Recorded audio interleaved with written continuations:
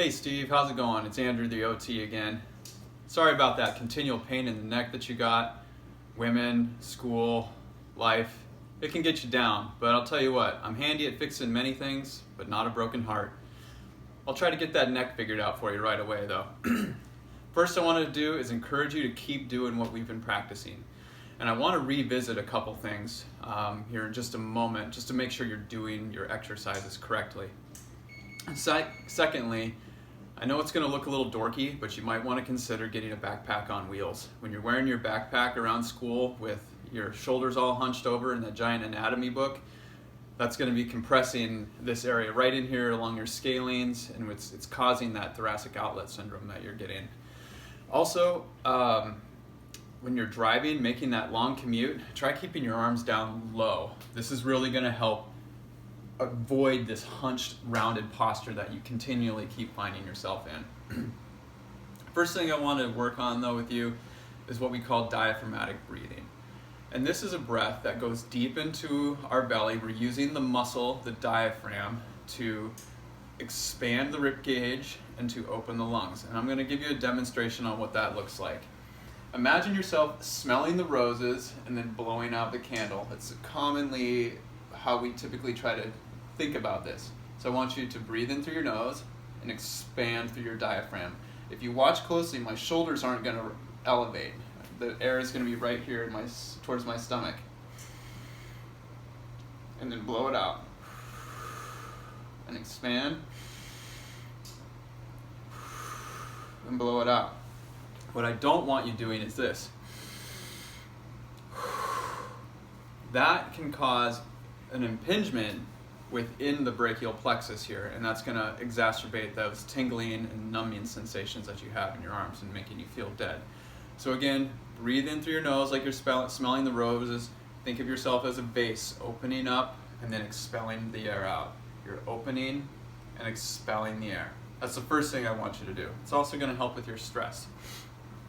The second thing that I want to cover with you again is revisiting the scalene massage, where your brachial plexus nerves come through. That is where the impingement is taking place, and so because of your posture and everything, we want to make sure we're hitting those trigger points. So I'm going to revisit that with you again. I want you to locate that sternocleidomastoid muscle that goes all the way to your collarbone. Once you've located it, turn your head all the way and get yourself squared up. Use your fingers and you can lightly work your hand up the scalenes. I have a tender spot right there. I'm just going to use that diaphragmatic breathing technique and release, and now the pain feels much better, and I'll continue to work up that muscle, and I'll breathe and release. And I want you to take it all the way up to the insertion, all the way up in here, and try to give yourself a good massage for those scalenes. Now the second thing we want to talk about a little bit is some exercises that you can do. Now this exercise is more of a stretch, but it's beneficial because you've got to start opening your chest up. First thing you can do with this is called the pec. It's stretching out the pec minor. And when you're in class and you're seated in your chair, it's very simple. You can just hold your arms up and open your chest up like this and just hold it. While you're sitting in between lectures, this is a great way to start to open up your chest. So I recommend you doing that at school as much as possible. Try to hold that stretch for 20 seconds, 30 seconds if you can do it a little bit longer. The next thing that I want you to do is when you're at your house or leaving a classroom is you can come over to a doorway. And the very same thing here. You put yourself in the door frame and you're opening up that chest. Again, these compressed muscles along here, you're opening up and you're stretching, and I want you to hold that stretch again for about 20 seconds or so.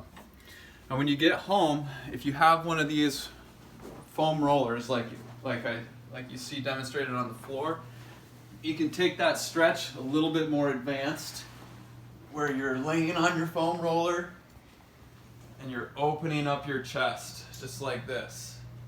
And then you can start to move your arms up and down. And I feel a good stretch myself, just like this. Same thing, just go ahead and hang out in that position.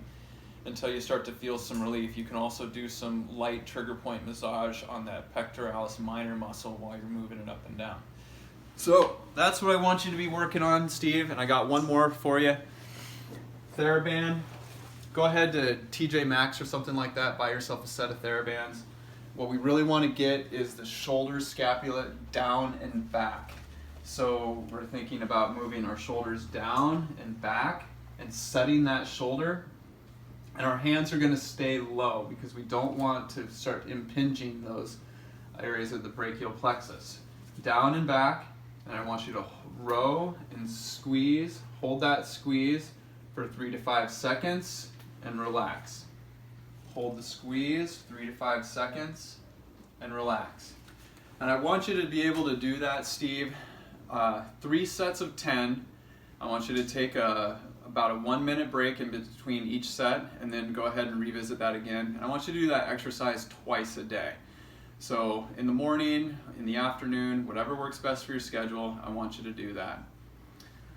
So keep doing what we've been doing, working on the posture, the neck, and all that stuff from our last time that you came and saw me. I want you to incorporate this pec stretching and also exercises for your back, and keep making sure that you're massaging out those scalenes, deep breaths all the time with that diaphragmatic breathing.